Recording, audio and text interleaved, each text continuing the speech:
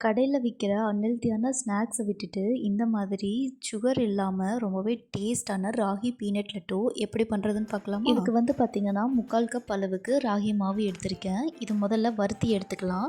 அடுப்பில் பேன் வச்சு காஞ்சதும் அதில் ராகி மாவை சேர்த்துட்டு 5லேருந்து 6 நிமிஷத்துக்கு வறுத்து விடுங்க.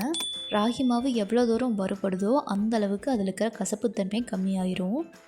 இது கூடவே நான் வறுத்த வேர்க்கடலை ஒரு 1/4 கப் அளவுக்கு எடுத்துக்கிறேன். இது தோலோடையும் எடுத்துக்கலாம், தோல் இல்லாமையும் எடுத்துக்கலாம். இது கூடவே டேஸ்ட்டுக்காக ஒரு ஏலக்காய் சேர்த்து நல்லா இந்த மாதிரி பவுடர் பண்ணி எடுத்துக்கிறேன். மிக்சியை பல்ஸ் மோடில் அரைச்சி எடுங்க, இல்லைன்னா வேர்க்கடலை எண்ணெய் விட்டுரும். இது கூடவே சுகருக்காக நான் 10லேருந்து 12 பேரிச்சம்பழம் எடுத்திருக்கேன்.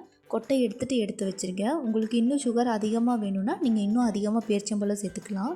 இதை ஃபஸ்ட்டு மிக்ஸி ஜாரில் ஆட் பண்ணிவிட்டு இந்த மாதிரி அரைச்சி எடுத்துக்கோங்க. இந்த மாதிரி கொல கொலன்னு அரைஞ்சிருக்கணும். அரைச்சி எடுத்து வச்சுருக்க பேரிச்சம்பழத்து கூடவே வேர்க்கடலை பவுடரையும் சேர்த்துக்கிறேன். இப்போது இதையும் ஒரு 2லேருந்து 3 பல்ஸ் விட்டு எடுத்திங்கன்னா இந்த மாதிரி கட்டி கட்டியாக உங்களுக்கு பேரிச்சம்பழமும் வேர்க்கடலையும் நல்லா மிக்ஸ் ஆகி வரும்.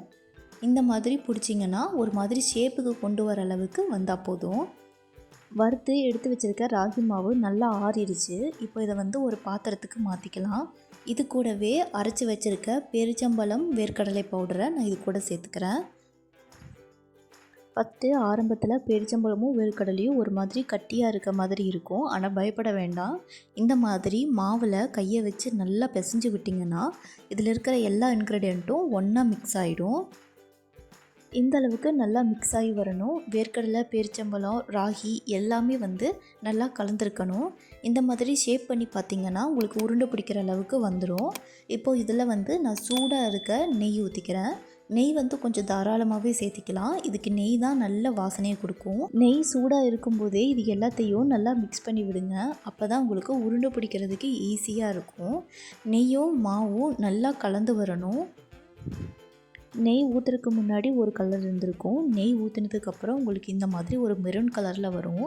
இப்போது கையை வச்சு லைட்டாக அழுத்தம் கொடுத்து உருண்டை பிடிச்சிங்கன்னா உங்களுக்கு அழகாக லட்டு ஷேப்புக்கு வந்துடும். பாருங்கள், அவ்வளோதான். இது நீங்கள் நினைக்கிற மாதிரி அவ்வளோ சீக்கிரம் உடையாது, லட்டு மாதிரியே இருக்கும். நான் மிச்சம் இருக்க எல்லா மாவையும் இந்த மாதிரி லட்டு ஷேப்புக்கு பிடிச்சி எடுத்துகிட்டு வந்திருக்கேன். இதில் ஒரு துளி கூட சுகர் கிடையாது. அதனால் சின்னவங்கலேருந்து பெரியவங்க வரைக்கும் யார் வேணாலும் சாப்பிடலாம். டேஸ்ட்டு அல்டிமேட்டாக இருக்கும். கண்டிப்பாக ட்ரை பண்ணி பார்த்துட்டு கமெண்ட்ஸில் ஷேர் பண்ணுங்கள். இந்த ரெசிபி பிடிச்சிருந்ததுன்னா கண்டிப்பாக இந்த வீடியோவுக்கு லைக் பண்ணிக்கோங்க. இந்த மாதிரி இன்னும் நிறைய ஹெல்த்தி ரெசிபீஸ்க்கு லைஃப் ஆஃப் இல்லத்தரசி சேனலில் சப்ஸ்கிரைப் பண்ணிக்கோங்க.